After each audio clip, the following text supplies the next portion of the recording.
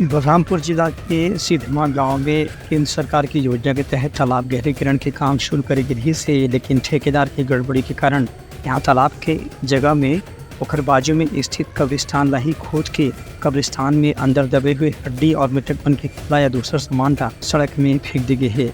एक से ग्रामीण काफ़ी आक्रोशित होकर के प्रशासन के पास शिकायत दर्ज कराए हैं। ये कयो खूंटी से कयो पीढ़ी से जितना मतलब माई बाप जितना मतलब कई पीढ़ी से मतलब पूरा मतलब खान कोड़ के जितना मिट्टी के नाम रहते के लिए सरपंच उठा के अब पूरा संडक में मतलब बिगवा दी हड्डी गोड्डी पूरा मतलब संडक में भी लगी से।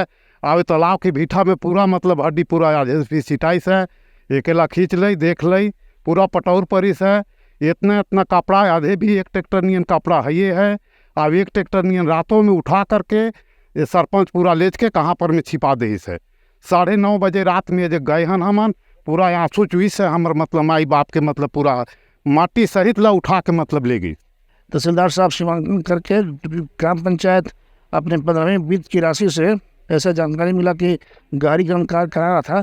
अब ये जो तालाब के पहले का तालाब जो दिख रहा है उसकी सीमा कहाँ तक था, बगल में शमशान घाट है। ये जो तहसीलदार साहब स्वयं हम मौजूद हैं अपने परिमला के साथ, इसके नाम जो करके जो भी यथास्थिति बताएगी उस पर जो है आगे कार्रवाई की जाएगी। शमशान घाट का मुद्दा है यहाँ पे, और ग्राम पंचायत का सिधमा का सरपंच जो है धनसी राम पैकरा, ये अपना मनमानी कार्य के चलते सिधमा गांव में हमेशा सुर्खियों में रहता है।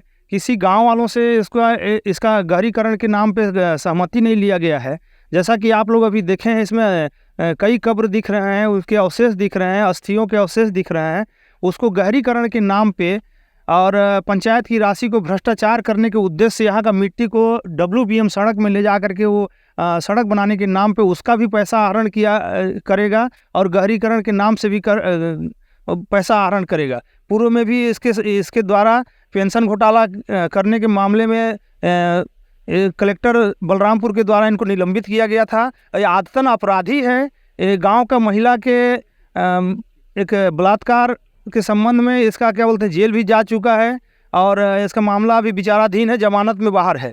वहीं ये मामला में राजपुर के तहसीलदार यशवंत सिंह कही है कि यदि ठेकेदार लोगों की आस्था से खिलवाड़ करे के मामला में दोषी पाए गए हैं तो उनके खिलाफ भी कानून के तहत कार्रवाई करी जाए और तालाब गहरीकरण के नाम पर कब्रिस्तान जैसे संवेदनशील स्थान में यदि खुदाई करी गई है तो मामला में भी अलग से कार्रवाई करी जाए। ग्रामीणों से सूचना मिलने पर मौका के देखा गया, मौके पे पाया गया कि बहुत सारे कब्र है, उसकी जो हड्डियां हैं मौके पे दिखाई दे रही है। हाँ, ये तो इस पे विस्तृत प्रतिवेदन बनाकर उच्च कार्यालय कार्रवाई के लिए प्रेषित किया जाए। Bureau report Uttarakhand news.